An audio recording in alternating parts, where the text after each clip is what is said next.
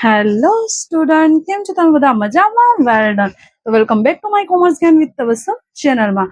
તો આજનો મારો ટોપિક છે બિન ચાલુ મિલકત એટલે શું.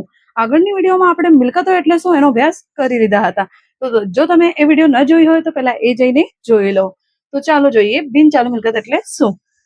જે મિલકતો 1 વર્ષથી વધુ સમયગાળા અંગેની હોય તેને લાંબા ગાળાની મિલકત અને બિનચાલુ મિલકત કહે છે. એટલે કે એવી મિલકતો જે તમે ખરીદો છો અને એનો ઉપયોગ તમે લાંબા સમય માટે કરો છો, તો એવી મિલકતોને તમે કઈ મિલકતો કહેશો?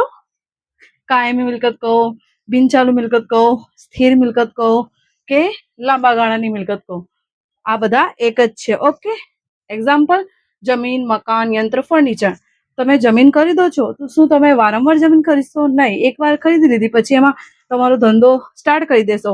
એવી રીતે તમે એના કારખાનામાં એકવાર કારખાના લો અને પછી એમાં તમે ધંધો સ્ટાર્ટ કરી દેશો. વારંવાર થોડી ખરીદશો. ઓકે. એનો ઉપયોગ તમે લાંબા સમય સુધી કરી શકો છો. એવી મિલકતોને લાંબા ગાળાની મિલકત કે બિનચાલુ મિલકત કહે છે. ઓકે. હવે અંગ્રેજીમાં જોઈ લઈએ એને શું કહેવાય. બિનચાલુ મિલકત એટલે કે non current asset. Asset that held for more than 1 year called long term asset or non current asset. એટલે કે એવી અસેટ કે જેને તમે મોર ધેન 1 year માટે એનો યુઝ કરી શકો છો, એટલે કે રાખો છો. એને લોંગ ટર્મ અસેટ એટલે કે લાંબા ગાળાની મિલકતો અને નોન કરંટ એટલે કે બિનચાલુ મિલકતો કહે છે. Example, land, building, machinery, furniture.